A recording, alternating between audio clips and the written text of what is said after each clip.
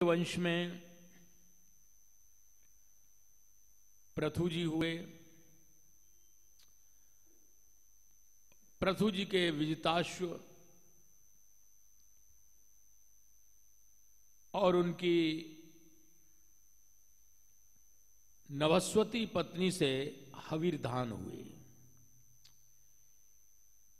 हविर्धान की पत्नी से 6 पुत्र हुए, जिनके नाम हैं बरिषद, गय, शुक्ल, कृष्ण, सत्य, जितवृत। ये जो बरिषद थे, इन्होंने इतने यज्ञ किए कि सारी पृथ्वी को कुशाओं से पाट दिया। इनका एक नाम हुआ प्राचीन बरही। इन्होंने समुद्र की कन्या शतद्रुति से विवाह किया। उनसे 9 पुत्र हुए, जो प्रचेताओं के नाम से कहे गए। ये 10 पुत्र हुए थे, प्रचेता कहलाए ये।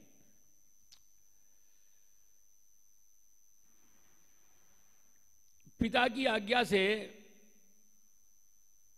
सृष्टि वृद्धि हेतु तप करने के लिए ये चले गए।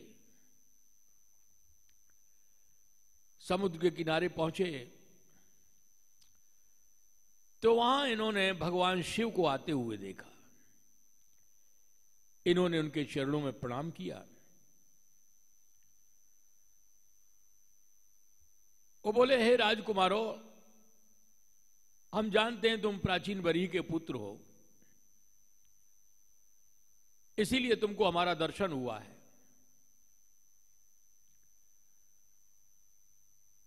बोले, हम तो सृष्टि की वृद्धि तप करने के लिए आए थे। भगवान शिव ने इन प्रचेताओं को रुद्र गीत का उपदेश किया, रुद्र गीत का अनुष्ठान बताया। इसमें श्री कृष्ण की आराधना है।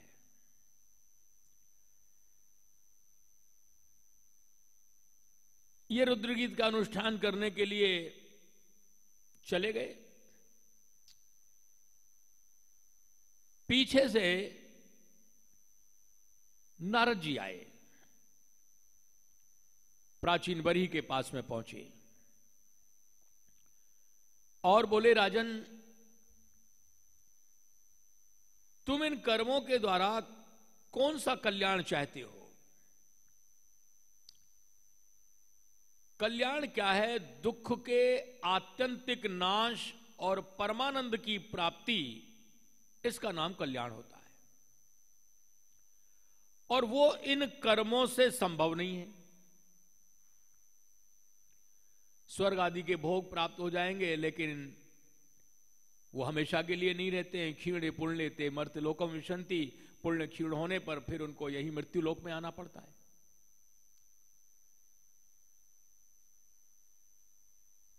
नारद जी ने प्राचीन बरही को एक इतिहास सुनाया, एक आख्यान सुनाया। नारद जी बोले, बहुत पहले की बात है, एक पुरंजन नाम के राजा थे। उनका एक मित्र था अविज्ञात, जिसकी गतिविधियों को कोई जान नहीं सकता था। दोनों में बड़ी गहरी मित्रता थी, साथ साथ रहते थे। राजा पुरंजन के मन में भोग इच्छा जागृत हुई। अपनी भोग लिप्सा को पूरा करने के लिए राजा पुरंजन अनेकों स्थानों में गए, लेकिन कहीं भी इनकी संतुष्टि नहीं हुई। अंत में इन्होंने एक 9 दरवाजे वाली पुरी देखी। उसमें एक सुंदर स्त्री रहती थी। एक 5 फन वाला सर्प उस स्त्री की रक्षा करता था। 11 सेवक हमेशा उसकी सेवा में, उसकी आज्ञा में रहते थे। जैसा वो स्त्री कहती थी वैसे ही वो करते थे।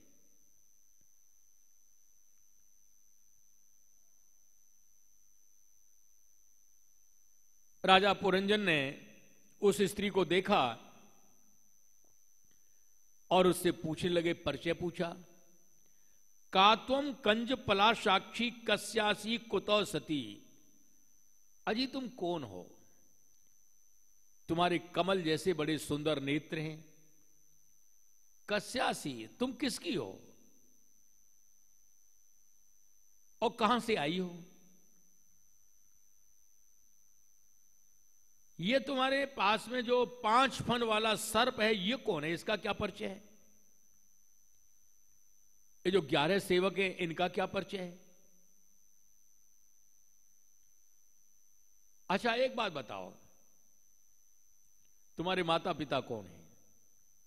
तुम्हारा गोत्र क्या है? इन बातों को सुनकर के उस स्त्री ने कहा कि देखो जी, न तो मुझे माता पिता का पता है और न मुझे कुछ गोत्र का मालूम है। तो राजा पुरंजन ने कहा कि एक बात बताओ, तुम हमारे साथ में ब्याह कर लोगी? वो स्त्री बोली कि ये तो मेरे लिए बड़े सौभाग्य की बात होगी कि आपके जैसा हमको पति प्राप्त हो जाए। मैं एक और विश्वास दिलाती हूं आपको, अगर आप मेरे साथ में विवाह कर लेते हैं तो सैकड़ों वर्ष तक मैं तुम्हारे लिए भोगों का संपादन करती रहूंगी। राजा बड़े प्रसन्न हुए और उसके साथ में उन्होंने विवाह कर लिया। वो उनकी रानी बनी, उसका नाम हुआ पुरंजनी। ये तो भाई भारत की परंपरा है।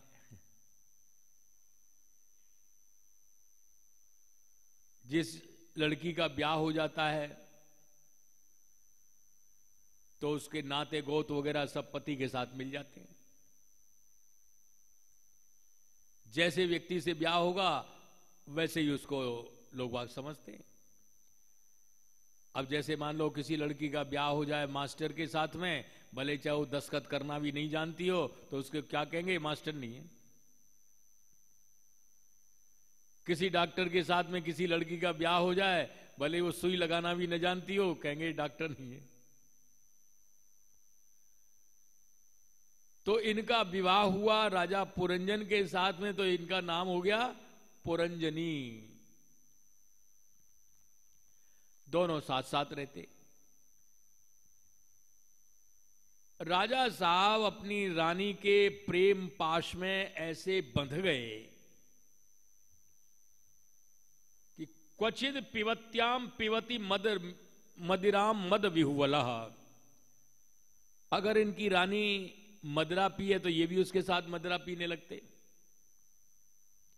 अब वो भोजन करने बैठे तो ये भी भोजन करने बैठ जाए। वो गाने लगे तो ये भी गाने लगे।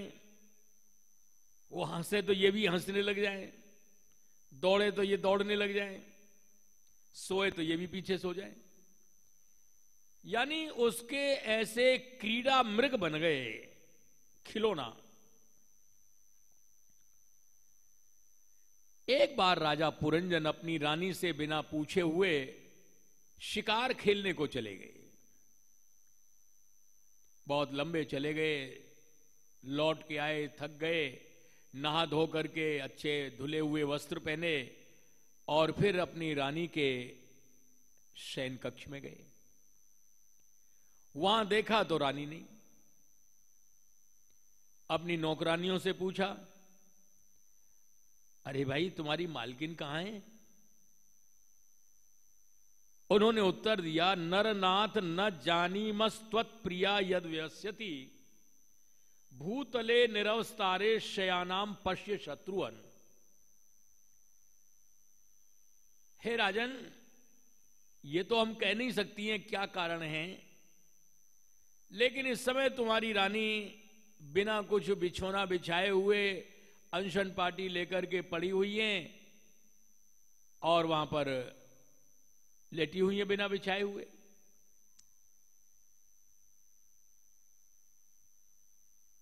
ये सुनकर के वहां पर गए।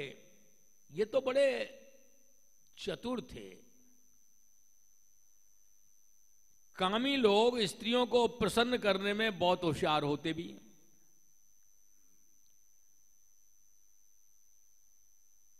बड़ी मीठी मीठी बात करके उनको सांत्वना देने लगे और बोले, स्वामी अपने सेवक को दंड देता है, इसमें उसका हित ही छिपा रहता है। आप हमारे लिए दंड देंगी, हमारे लिए बड़े सहर्ष स्वीकार होगा। और यहां तक कि पस्पर्श पाद युगलम आहा, यहां तक अपनी रानी के उसने पांव पकड़ लिए कि मैं तुम्हारी नाराजगी नहीं देख सकता। रानी प्रसन्न हो गई, विहार करने लगी। अब इनके 1100 पुत्र और 110 कन्याएं हुई। एक चंडीवेग के राजा थे जिसकी सेना में 720 सैनिक थे, 360 पुरुष जाति के, 360 स्त्री जाति के। एक जरा नाम की कन्या भी थी। वो ऐसी विलक्षण कन्या थी कि वो भाई सबसे ब्याह करना चाहती थी, लेकिन उसको कोई नहीं चाहता था, कोई उसको देखना भी नहीं चाहता था। हाँ, तो राजा चंडीवेग ने जब सैनिकों के साथ में चढ़ाई कर दी, 360 पुरुष जाति के, 360 स्त्री जाति के सैनिक। अब राजा पुरंजन चारों ओर से घिराव में आ गए। अंतिम समय उनको अपनी बहू रानी की याद आई कि हमारी पुरंजनी का क्या होगा।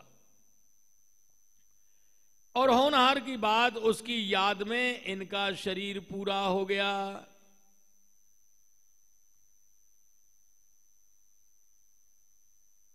शास्त्रों में लिखा है, अंत काले यथा मति तथा गति। अंतिम समय में जैसी मति होती है वैसी उसकी गति होती है। तो अपनी बहू रानी की याद में इनका शरीर पूरा हुआ, तो परिणाम यह हुआ इनको मरने के बाद में स्त्री शरीर मिला। विदर्भ देश के राजा के यहां वैदर्भी नाम की कन्या बने। राजा ने मन में विचार किया, मैं अपनी कन्या का विवाह ऐसे व्यक्ति के साथ करूंगा जो दिग्विजयी हो, पराक्रमी हो और धर्मात्मा भी हो। राजा मल्यध्वज ऐसे थे जिन्होंने अपने बाहुबल से सब कुछ जीत लिया था।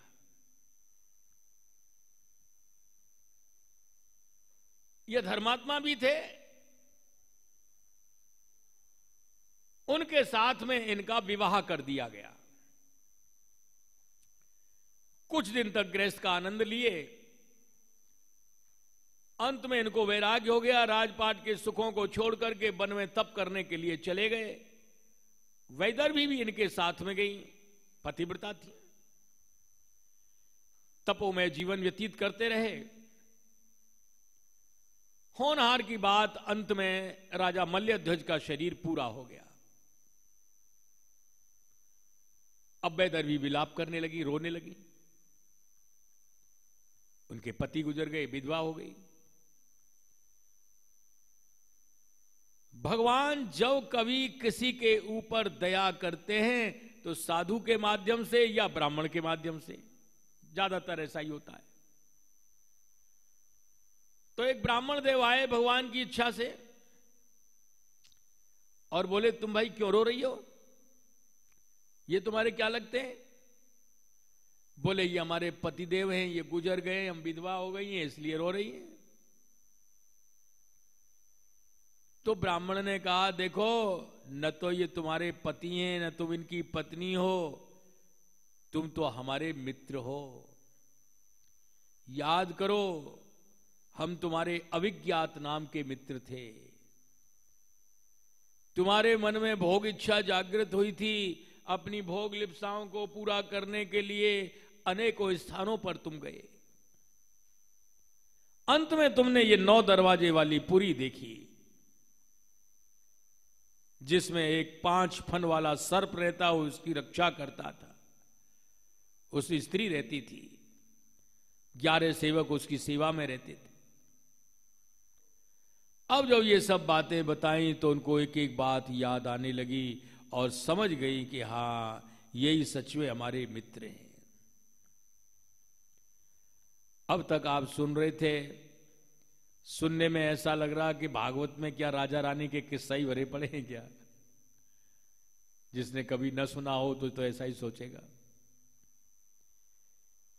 याद रखो, अगर राजा रानी के किस्सा वाली बात होती तो सुखदेव जी महाराज जो ब्रह्म में लीन रहते हैं, वो कभी ऐसी वार्ताओं की चर्चा नहीं करते। ये वस्तुतः देखा जाए हमारे तुम्हारे जीवन की कहानी है। तात्विक रूप से जब इसका विवेचन सुनेंगे तब स्पष्ट समझ में आएगा कि सच में ये हम लोगों की जीवन की बात है। समझो, ये राजा पुरंजन कौन है? यह है जीव। इनका मित्र जो अविज्ञात नाम का था, जिसकी गतिविधियों को कोई जान नहीं सकता, ये मित्र है ईश्वर। ये जीव और ईश्वर अनादिकाल से मित्र रहे हैं, साथ साथ रहते आए। जब इस जीव रूपी राजा पुरंजन के मन में भोग इच्छा जागृत हुई तो अपनी भोग लिप्साओं को पूरा करने के लिए ये अनेकों स्थानों में गया। अनेकों स्थानों में जाने का मतलब है अनेकों योनियों में इसने जन्म लिया। कभी गधा बना, कभी ऊंट बना, कभी बिलाव बना, कभी कुत्ता बना, कभी भेड़ा बना, कभी पक्षी बना, कभी भैंस बना, कभी गाय बना, कभी जाने क्या क्या बनता रहा। अंत में इसने इस तरह से ये सब जगह अनेकों योनियों में भ्रमण करता रहा, लेकिन इसको भोगों से तृप्ति नहीं हुई। अंत में इसने एक 9 दरवाजे वाली पुरी देखी, जिसमें एक सुंदर स्त्री रहती थी। ये 9 दरवाजे वाली पुरी क्या है? यह है मानव शरीर, चाहे वो स्त्री का शरीर हो या पुरुष का शरीर हो। इसमें 9 दरवाजे, 9 छिद्र हैं। 2 आंख, 2 कान, 2 नाक और 1 मुंह। 7 ऊपर के छिद्र हो गए और 2 नीचे मलमूत्र त्यागने के। तो ये 9 छिद्र, 9 दरवाजे हर शरीर में रहते हैं, चाहे लड़की का शरीर हो या लड़के का शरीर हो, स्त्री हो या पुरुष हो, सबके अंदर ये 9 छिद्र रहते हैं, 9 दरवाजे रहते हैं।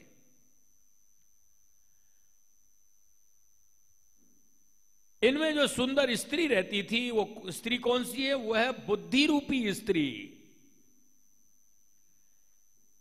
5 फन वाला सर्प जो रक्षा करता था, ये सर्प कौन है? यह है पंच प्राण वायु। प्राण अपान व्यान उदान समान, ये पंच प्राण वायु जब तक शरीर में है तभी तक ये जीवित है। ये प्राण वायु निकल जाने के बाद में इसका कोई अस्तित्व नहीं रहता है। कह देते हैं भाई ये तो मिट्टी, अब इसमें कुछ नहीं है। तो ये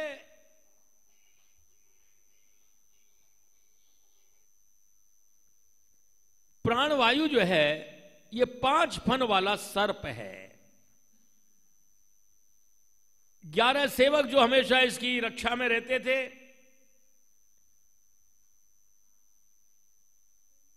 वो है ये 11 इंद्रियां। 5 ज्ञानेंद्री, 5 कर्मेंद्री, 1 मन। ये बुद्धि रूपी स्त्री के हर समय हुक्म में रहते हैं। जैसे पहले बताया था, जब ये स्त्री खाने लगती तो ये भी खाने लगते। यानी बुद्धि रूपी स्त्री जैसे हुक्म करती है वैसे ही इंद्रियां करती हैं। जब वो सूंघने लगता तो ये भी सूंघने लगते। जब वो हंसने लगती तो ये भी हंसने लगते। बुद्धि रूपी स्त्री ने कहा उधर देखो तो उधर दृष्टि चली जाती है, बोले हाथ ऊपर उठाओ तो हाथ ऊपर उठने लगता है। बुद्धि रूपी स्त्री जैसे कहती है ये मन और इंद्रियां उसी का अनुगमन करते हैं, उसी की बात मानते हैं।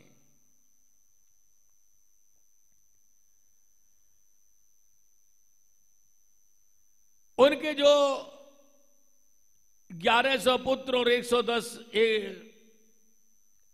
कन्याएं थी, ये कौन है? ये पुत्र और पुत्रियां इन 11 इंद्रियों की अनेक प्रकार की वृत्तियां हैं जो पुत्र और पुत्री के रूप में हैं।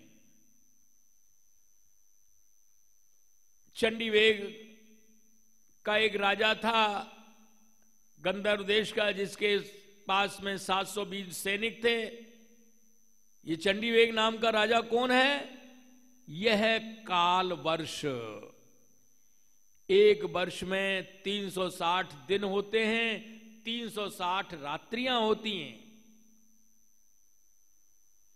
30 दिन का एक महीना होता है, तो 12 महीने में हो गए 12 तिया 36, 360 दिन।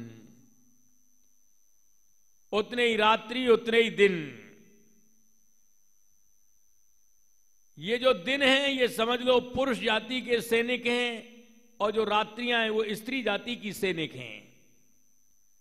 किसी का शरीर दिन में पूरा होता है तो समझ लो पुरुष जाति के सैनिकों ने समाप्त कर दिया, किसी का शरीर रात्रि में पूरा होता है तो समझ लो स्त्री जाति के सैनिकों ने मार दिया। ये उसकी आयु का छेदन करते रहते हैं। जरा नाम की कन्या थी जो सबसे ब्याह करना चाहती थी, लेकिन उससे कोई ब्याह ही नहीं करना चाहता था। जरा कहते हैं बुढ़ापे को। ये बुढ़ापा सबको आना चाहता है, चाहे स्त्री हो या पुरुष हो, लेकिन इस बुढ़ापे को कोई नहीं चाहता।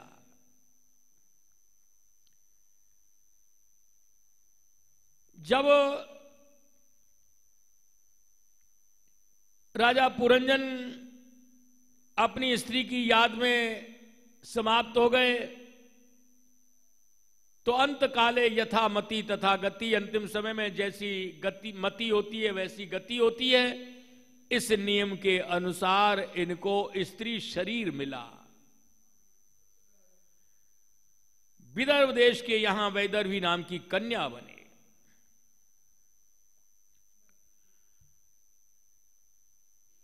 नारद जी ने यह सारा वृतांत स्पष्ट रूप से इनको बताया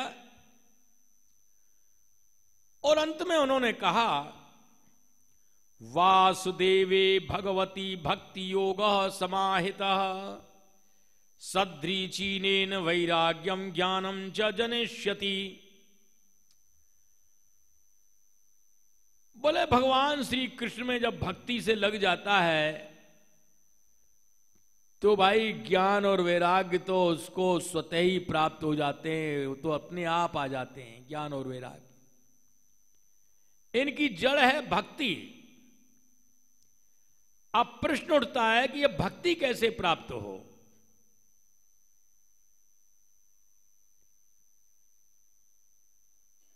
बता रहे हैं सो अचरादेव राजर्षि स्याद अच्युत कथाश्रय।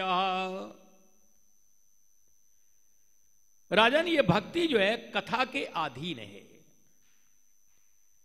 जितना समय तुम कथा सुनने में दोगे उतने तुमको ज्यादा भक्ति मिलेगी। कथा नहीं सुनोगे तो भक्ति आएगी ही नहीं। कथा के अधीन है ये।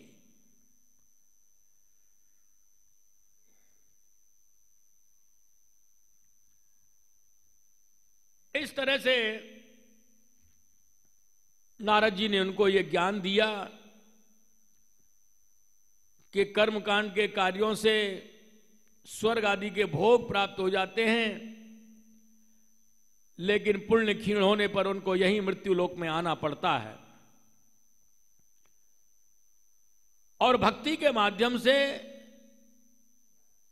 उसे तो परम आनंद की प्राप्ति हो जाती है, भगवान ही मिल जाते हैं, और भगवान को पाने के बाद में उस जीव का संसार में दोबारा आना नहीं होता है। इधर प्रचेतागण तप करने के लिए चले गए थे।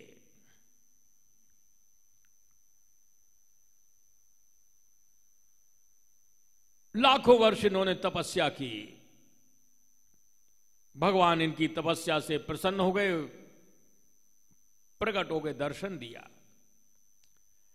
और बोले वरम वृणीध्वम भद्रम वो यूयम में नृपनंदना। बोले हे राजकुमारों, हम तुमसे बहुत प्रसन्न हैं,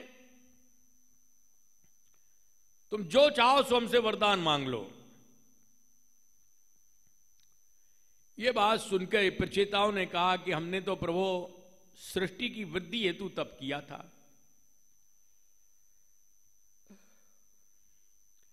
भगवान बोले कि हम तुम्हारे मनोरथ को समझ रहे हैं। भगवान बोले एक बार की बात है, कंडू ऋषि के तपोनाश के लिए इंद्र ने एक प्रमलोचना नाम की अप्सरा को भेजा था। उससे एक कन्या पैदा हुई, वो कन्या को छोड़ करके स्वर्ग चली गई। वृक्षों ने उस कन्या का लालन पालन किया, उसका नाम मारिशा रखा गया, वार्क्षी भी उसको बोलते हैं।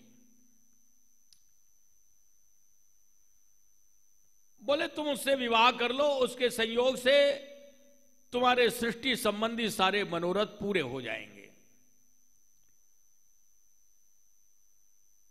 तुम लोग मेरी कृपा से 10 लाख दिव्य वर्षों तक पूर्ण बलवान रह करके अनेकों प्रकार के पार्थिव और दिव्य भोगों को भोगते रहोगे। अंत में मेरी अविचल भक्ति से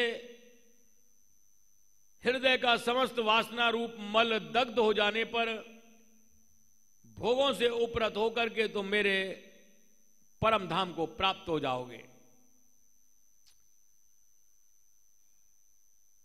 ऐसा प्रचेताओं से कहकर के भगवान अंतर्धान हो गए।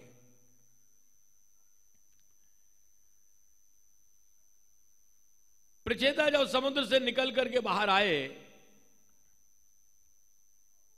तो उन्होंने देखा कि सारी पृथ्वी को वृक्षों ने ढक रखा है, निकलने का कहीं रास्ता ही नहीं है। क्रोध के मारे इनके मुंह से आग निकलने लगी। तपस्वी तो थे ही, तो आग से सारे वृक्ष जलने लग गए। ब्रह्मा जी ने देखा ये तो भाई सृष्टि की वृद्धि के लिए आए हैं, ये वृक्ष वनस्पति आदि ये भी तो सृष्टि का अंग हैं, ऐसे तो सारी सृष्टि नष्ट हो जाएगी। ब्रह्मा जी वहां पर प्रकट हो गए।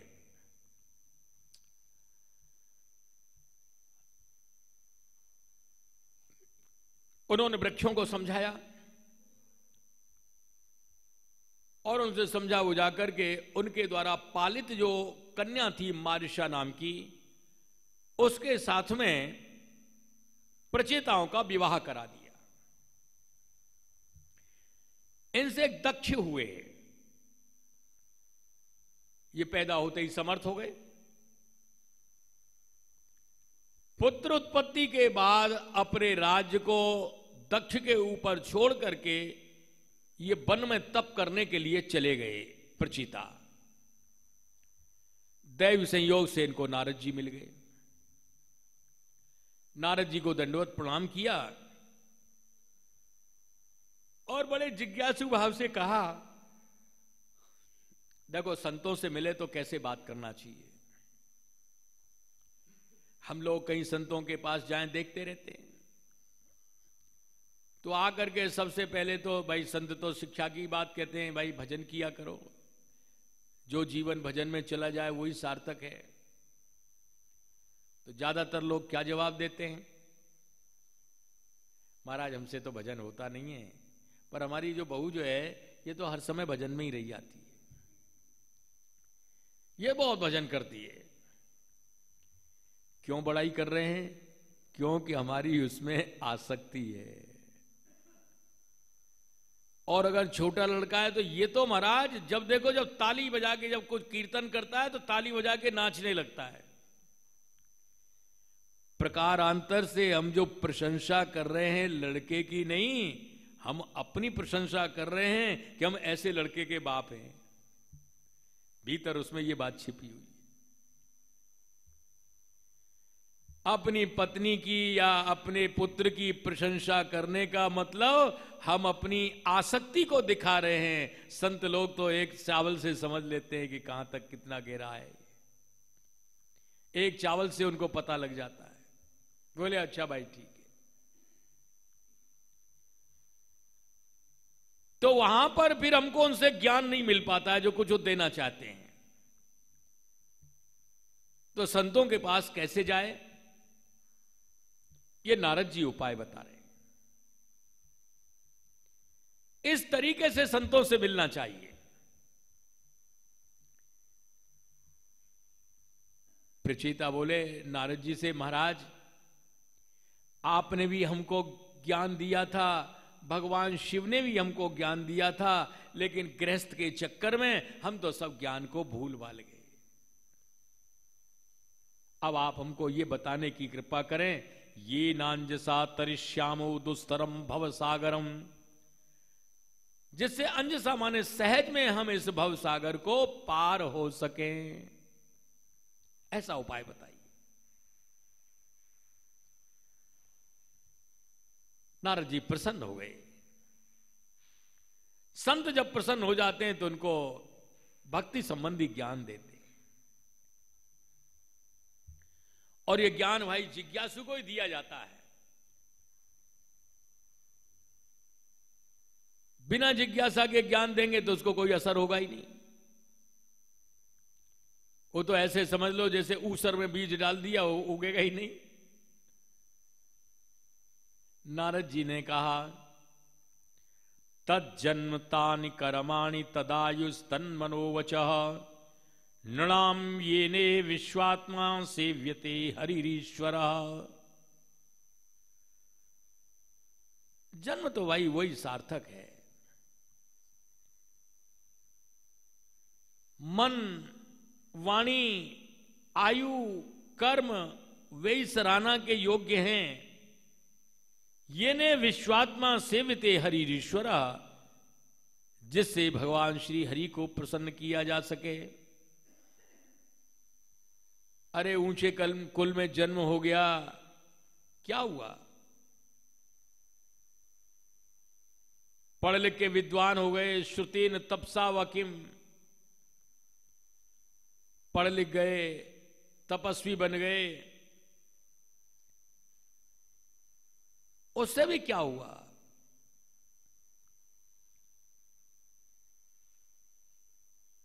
एक बड़ी महत्वपूर्ण बात बता रहे हैं नारद जी। बोले, यथा तरोर मूल निषेचनेन तृप्यन्ति तत्स्कंद भुजोपशाखा प्राणोपहारा चेथेन्द्रियाणाम तथैव सर्वाहरणमच्युतेज्जया। जैसे किसी वृक्ष की जड़ में पानी लगा दिया जाए तो अलग से उसकी डालियों पर, पत्तियों पर छिड़काव करने की जरूरत नहीं होती है। सारा वृक्ष हरा भरा बना रहता है जड़ में पानी लगा देने से। और जैसे भाई आपने खीर बनाई बहुत अच्छी सी, केवल मुंह को देने से सभी इंद्रियों को पास अपने आप उसका रस पहुंच जाता है। अगर कोई सोचे भाई खीर बनाई है, हाथों ने भी बहुत काम किया है, दूध की बाल्टी तो हाथ ही लेके आए थे, तो थोड़ी बहुत खीर हाथों को लपेट दी जाए, पाम भी तो चले थे, पाम को लपेट दी जाए। बोले सब जो कुछ होता है वो तो पेट में ही होता है, बोले पेट को कुछ लपेट दिया जाए खीर, तो उनसे उनको तृप्ति नहीं होगी। केवल मुख में देने से,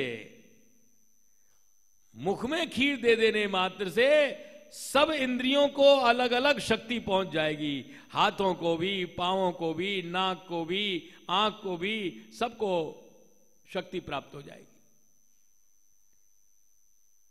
क्योंकि सबकी मूल जिह्वा है। इसी तरह से भगवान श्री कृष्ण सभी देवताओं के मूल हैं। मूल में पानी लगाने से सारा वृक्ष हरा भरा हो जाता है। कृष्ण सबके मूल हैं। कृष्ण की आराधना उपासना करने से, उनका भजन करने से, उनका चिंतन करने से, उनका ध्यान करने से सभी देवी देवता संतुष्ट हो जाते हैं, इसमें कोई संदेह की बात नहीं है।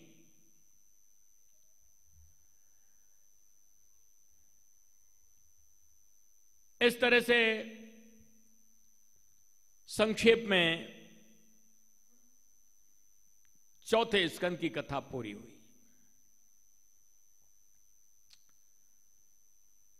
अब आगे बता रहे हैं, मनु जी के दो पुत्र थे, प्रियव्रत और उत्तानपाद। उत्तानपाद का चरित्र हम आपको सुना चुके हैं ध्रुव जी के चरित्र में। प्रियव्रत जो थे वो गृहस्थ में प्रवेश करना नहीं चाहते थे। उनकी इच्छा थी हर समय भगवान के भजन में लगे रहें। वन में चले गए तप करने के लिए। मनु जी चिंतित थे कि अब भाई सृष्टि की वृद्धि कैसे होगी। एक बार ब्रह्मा जी प्रियव्रत को समझाने के उद्देश्य से आए। उस समय मनु जी भी वहां पर मौजूद थे। ब्रह्मा जी ने कहा, हे तात,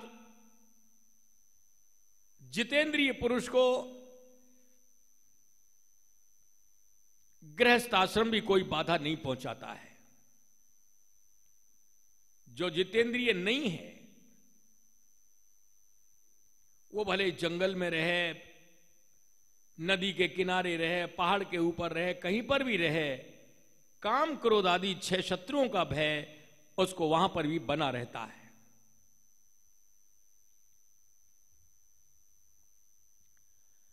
ब्रह्मा जी की यह बात मान करके उनके सम्मान के लिए प्रियव्रत ने गृहस्थ में प्रवेश करना स्वीकार कर लिया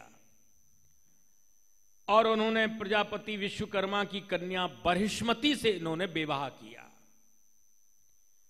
आग्नेन्द्र, इद्म, जिहु आदि इनके 10 पुत्र हुए।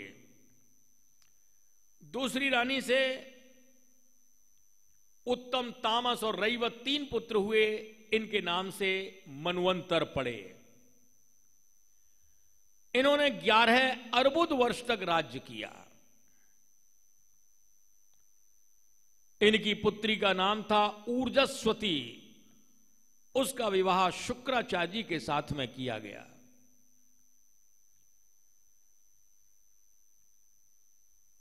इनको भोगों से तृप्ति नहीं हुई। कर्मकांड के कार्यों में इनका बहुत अभिनिवेश था। ये राजपाट को छोड़ करके तप करने के लिए चले गए।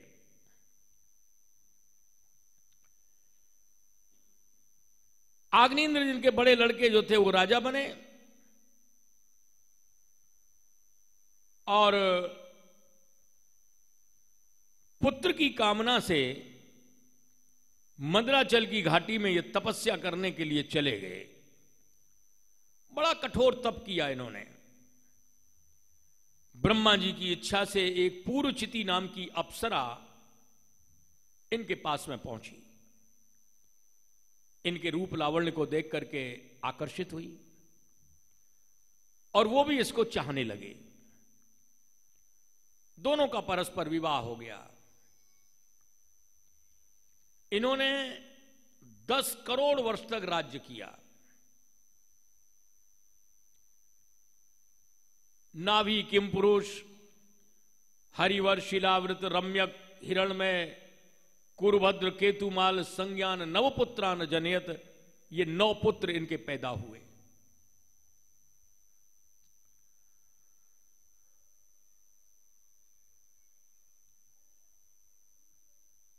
जैसा हमने बताया, इनकी भोगों से तृप्ति नहीं हुई, क्यों कर्मकांड के कार्यों में इनका बहुत ज्यादा विनिवेश था अग्निंद्र का।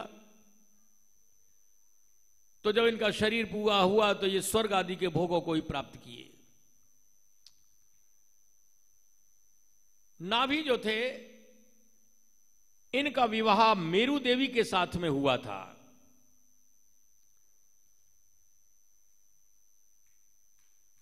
इनसे एक पुत्र हुए जिनका नाम ऋषभ देव रखा गया। बड़े सुंदर थे, ज्ञान से युक्त थे। ऋष शब्द का अर्थ ज्ञान भी होता है। ऋषेण ज्ञानेन सहित ऋषभा, ये इसका अर्थ हुआ। एक बार इंद्र ने इनके प्रभाव के प्रति ईर्ष्या होने के कारण से राज्य में वर्षा नहीं होने दी। लोग निंदा करेंगे, देखो ऐसा लड़का पैदा हुआ जो वर्षा भी नहीं हुई है। ये उनका लक्ष्य था। ऋषभदेव जी उनके मनोभाव को समझ गए और उन्होंने अपने योग बल से वर्षा करके सारी प्रजा के दुख को दूर किया और उनको सुखी किया। इंद्र समझ गए ये तो भगवान है, हमसे बड़ी भूल हुई, अब तो इनसे क्षमा मांगी जाए। क्षमा मांगे और साथ ही साथ अपनी पुत्री जयंती का विवाह इन्होंने ऋषभ देव जी के साथ में कर दिया। इनसे 100 पुत्र हुए। बड़े पुत्र का नाम था भरत, जिनके नाम से ये भारतवर्ष पड़ा। पहले जिस खंड में रहते थे इसका नाम था अजनाव खंड। इन्हीं के कारण से इसका नाम हुआ भारतवर्ष।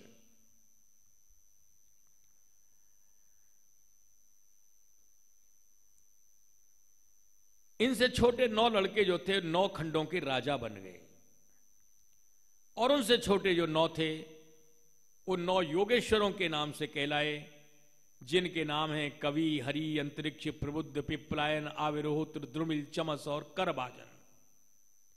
ये इनके 9 पुत्र हुए। इन्होंने निमि जी की सभा में भागवत धर्म का उपदेश किया था। इनका जो संवाद है वो 9 योगेश्वर संवाद के नाम से प्रसिद्ध है। ऋषभ देव जी ने अपने पुत्रों को जो उपदेश दिया वो हर पिता को देना चाहिए। ये आदर्श पिता बोले गए। इन्होंने कहा, नायम देहो देह भाजाम नलोके कष्टान कामान रहते विडुभुजाम ये तपो दिव्यम पुत्र का ये न सत्वम शुद्धेद यस्माद ब्रह्म सौख्यम त्वनंतम। हे पुत्रों, ये जो मनुष्य शरीर मिला है ये भगवान की विशेष कृपा से मिलता है। अन्य जितने भी शरीर हैं वो तो सब अपने कर्म के अनुसार मिल जाते हैं, लेकिन मनुष्य शरीर तो एकमात्र भगवान की कृपा से मिलता है। और इस शरीर का उपयोग केवल इंद्रिय भोग प्राप्त कर लेना नहीं है। क्यों? कि ये जो इंद्रियों के भोग हैं ये तो बिष्ठा खाने वाले कुकर शूकर को भी मिल जाते हैं।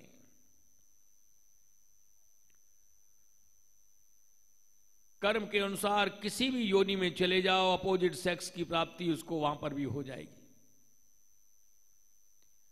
कुत्ता बनोगे तो कुतिया वहां पे भी मिल जाएगी, बंदर बनोगे तो बंदरिया वहां पे भी आ जाएगी। ये भोग तो वहां भी मिल जाएंगे। इस मनुष्य शरीर का सबसे बड़ा लाभ है बोले तपो दिव्यम पुत्र का। हे पुत्रो, तुम दिव्य तप करो। दिव्य तप कब होगा?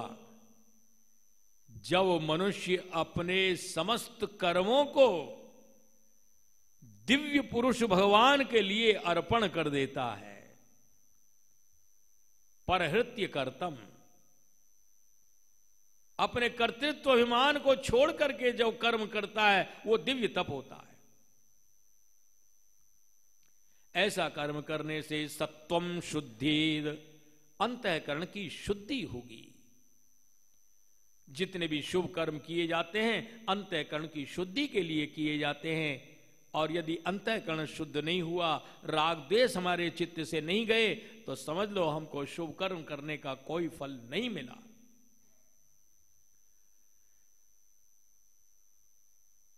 सबसे ऊंचा सुख ब्रह्म सुख जिसको कहते हैं वो तभी मिलेगा जब हमारा अंतःकरण शुद्ध होगा। अंतःकरण शुद्ध कब होगा? जब हमारा कर्म समर्पित भाव से किया जाएगा। और आगे कह रहे हैं महत सेवाम द्वारमाहुर विमुक्ति तमो द्वारम योषिताम संगी संगम। महापुरुषों की सेवा करना ये मुक्ति का द्वार कहा गया है, और कामी पुरुषों का संग ये नरक का द्वार कहा गया है। क्योंकि कामी पुरुष के संग से हमेशा काम संबंधी चर्चाएं होंगी।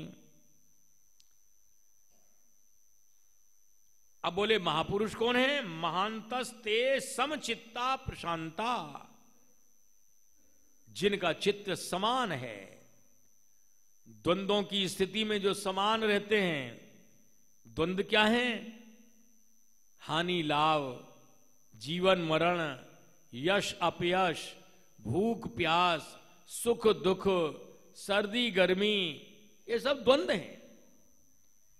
इनमें समान रहना, मान अपमान, इनमें समान रहना,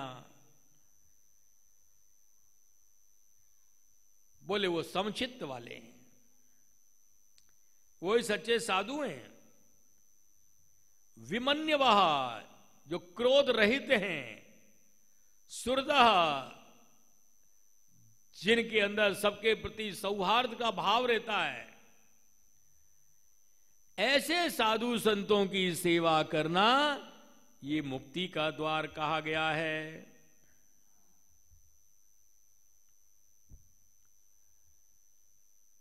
नूनम प्रमत्ता कुरुते विकर्म यदिन्द्रिय प्रीतय आपृणोति। ये जीव प्रमत्त होकर के मदान्ध जब हो जाता है तो विकर्म करता है, इंद्रियों के प्रीत्यर्थ कर्म करता है कि हमारी इंद्रियां कैसे संतुष्ट हो।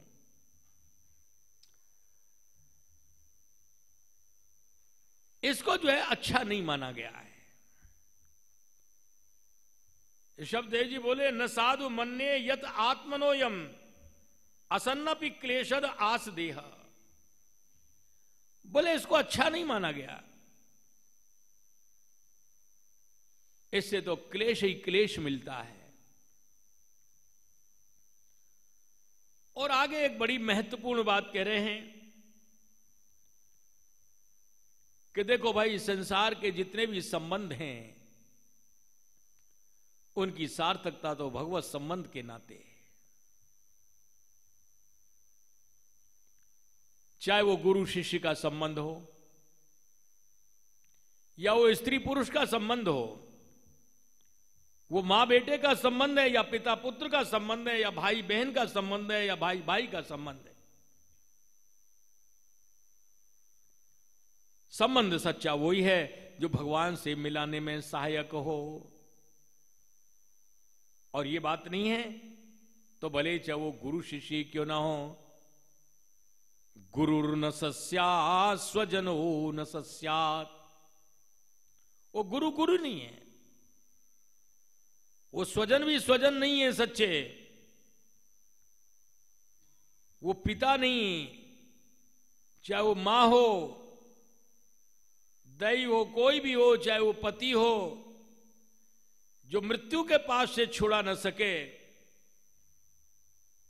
जो भगवान के चरणों में रति न करा सके,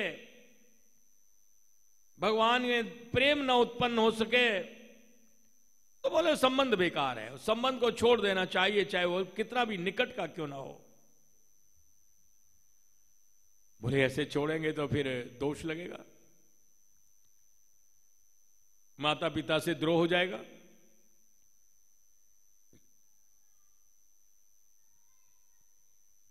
बोले ये बात नहीं है, प्रमाण दे रहे हैं।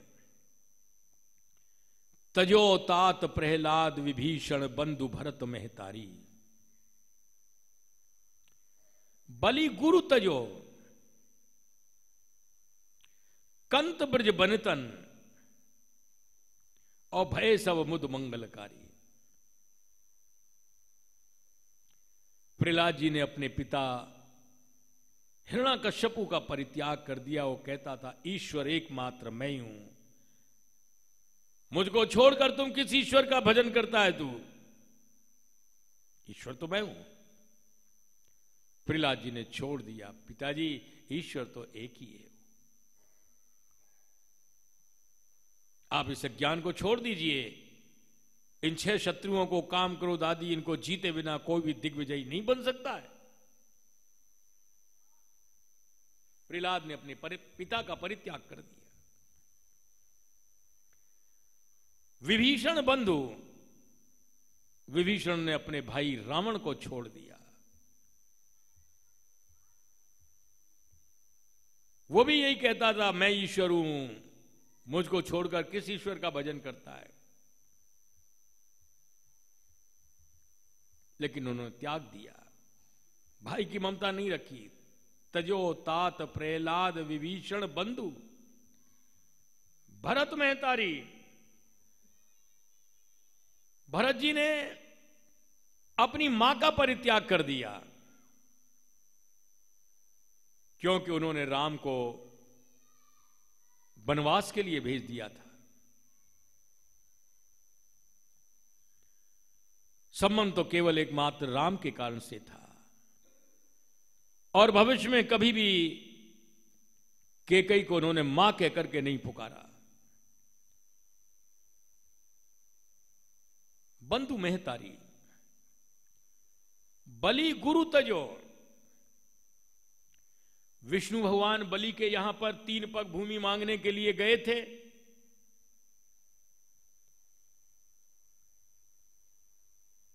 उनको देख करके, उनके सुंदर रूप को देख के बड़े प्रभावित हुए, उनके चरण धोए, उस चरण धोवन को अपने माथे से लगाया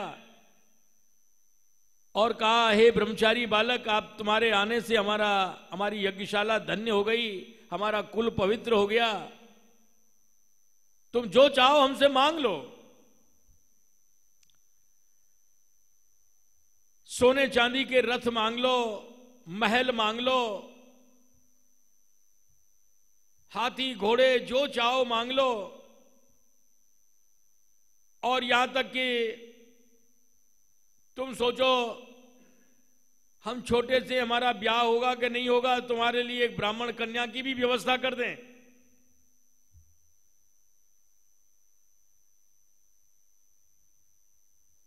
इन बातों को सुनकर के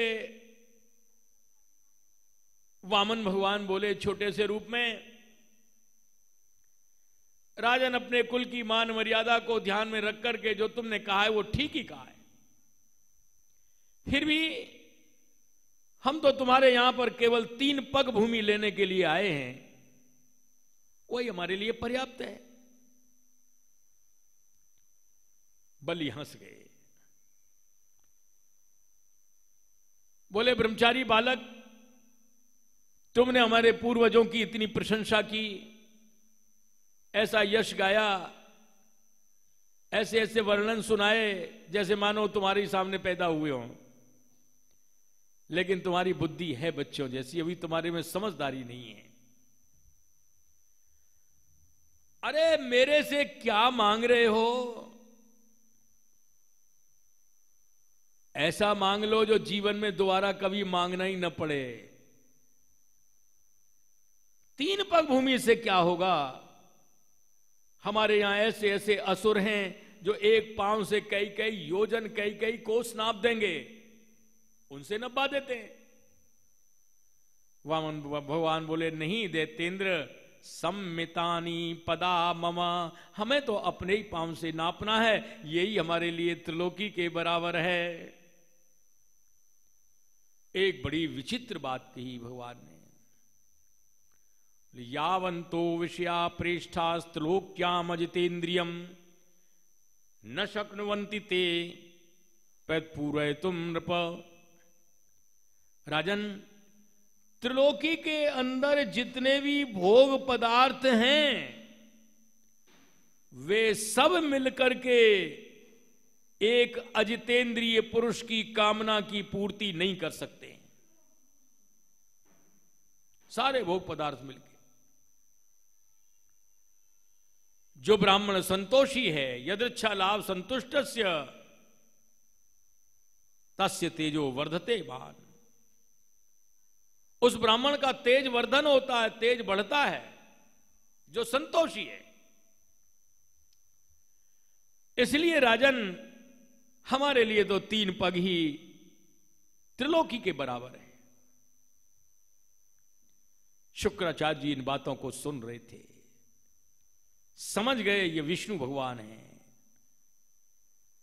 उन्होंने बलि से कहा, अरे विरोचन के छुरा, बाप का नाम लेके कहा, तू इनको 3 पग भूमि मत दे, ये विष्णु हैं, देवताओं का काम बनाने के लिए आए हैं। देख, एक चरण से सारी पृथ्वी को नाप लेंगे, दूसरे चरण से स्वर्ग आदि को नाप लेंगे, और तीसरे चरण के लिए तो तेरे पास कुछ रहेगा भी नहीं। ऐसे दान की प्रशंसा नहीं की गई है जिससे अपनी वृत्ति भी संकट में पड़ जाए। दान हर व्यक्ति को करना चाहिए अपनी सामर्थ्य के अनुसार। सामर्थ्य कितनी? पंचधा विभजन वित्तम इहा मूत्र च मोदते। हमारी जो आमदनी है उसका 5वां हिस्सा धर्म के कार्य में लगाए। ऐसा करने से वो इस लोक में और परलोक में दोनों जगह सुख भोगता है, आनंदित होता है। तो कहने का भाव यह है,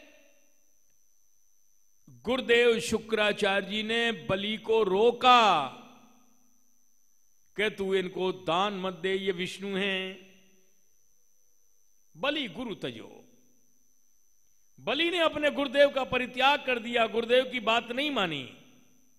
भला विष्णु भगवान मेरे द्वार पर आए और मैं उनको न दूं, ऐसा तो हो ही नहीं सकता। मैं भले ही संकट में पड़ जाऊं, मुझे भले नरक की यातना भोगनी पड़े, लेकिन मैं अपने वचन को झूठा नहीं करूंगा। बलि गुरु तजो। ब्रज बनतन कंत तजे। ब्रज गोपियों ने अपने अपने पतियों का परित्याग कर दिया, भोग के लिए नहीं, कृष्ण के लिए। और उसका परिणाम क्या हुआ? भय सब मुद मंगलकारी। सभी का कल्याण हुआ, आनंदित हुए। अंत किसी का बुरा नहीं हुआ, अंत सबका मंगलमय हुआ।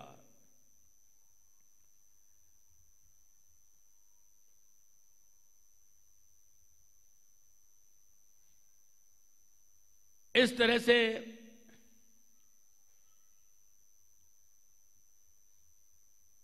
उन्होंने उपदेश दिया कि सच्चा संबंध तो वही है जो भगवान से मिलाने में सहायक हो। अगर वो सहायक नहीं है तो वो संबंध त्याज्य है।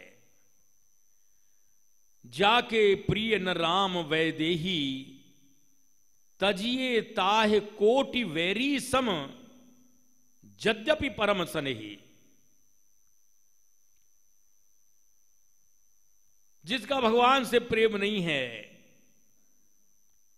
भगवान जिसको अच्छे नहीं लगते हैं, भगवान के चरणों में जिसके संग से प्रेम न बढ़ सके, बोले उसको छोड़ दो। कैसे? कोटि वैरी सम, करोड़ों शत्रुओं की तरह से छोड़ दो। यद्यपि परम सनई, भले ही वो तुम्हारे कितने भी निकट का व्यक्ति क्यों नहीं हो, लेकिन भगवान के नाते उनकी प्रसन्नता को लक्ष्य लेकर के उसको भी छोड़ देना चाहिए, उसका त्याग कर देना चाहिए। ये कल्याणकारी है।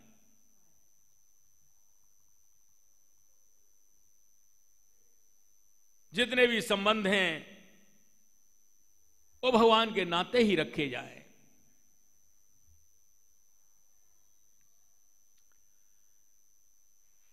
ऐसे भगवान के जो निष्किंचन भक्त हैं, जो भगवान से भी कुछ नहीं चाहते हैं, भगवान कह रहे हैं मत्तोप्यनंतात् परता परस्मात्, जो मुझ अनंत से भी कुछ नहीं चाहते हैं।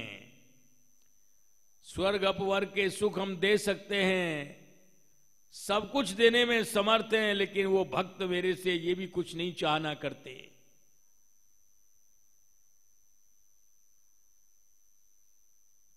बोले उनका तो मैं ऋणिया बन जाता हूं।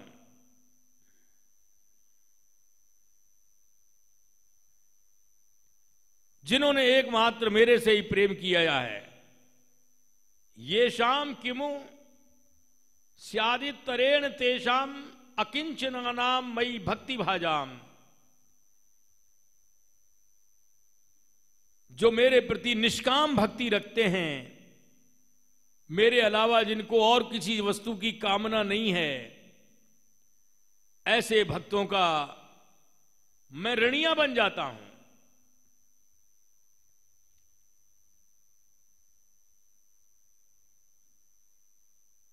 इस तरह से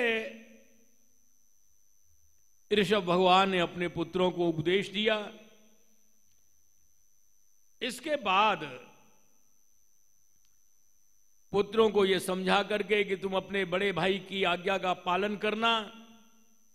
बड़े पुत्र भरत का राजगद्दी पर अभिषेक कर दिया और ये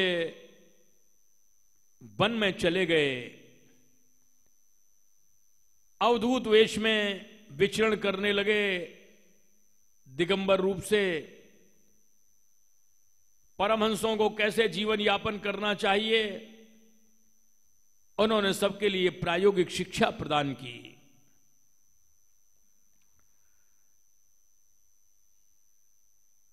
जैनियों के आद्याचार्य ये ऋषभ देव जी हैं। तभी से ये जैन धर्म प्रारंभ हुआ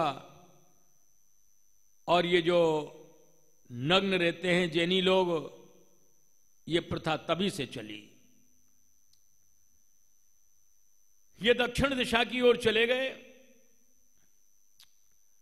वहां इन्होंने अपने मुंह में एक पत्थर का टुकड़ा रख लिया। दैव संयोग से वहां पर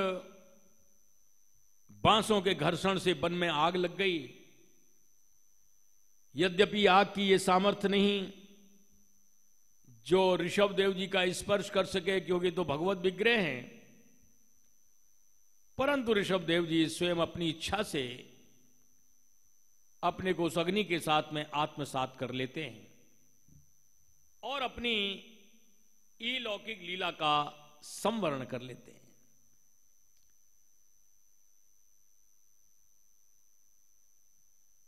जो लोग ऋषभ देव जी के इस पवित्र चरित्र को श्रद्धा से सुनते हैं, भगवान उनको सब कुछ प्रदान कर देते हैं।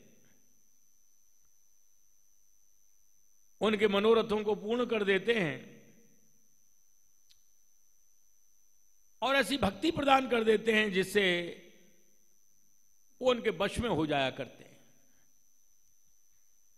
प्राय देखा जाता है भगवान भक्ति उतने सहज में उतनी जल्दी नहीं देते हैं। मनोकामनाओं को तो पूर्ण कर देते हैं, क्योंकि भक्ति देने के बाद में तो भगवान को स्वयं उसके बंधन में आना पड़ता है।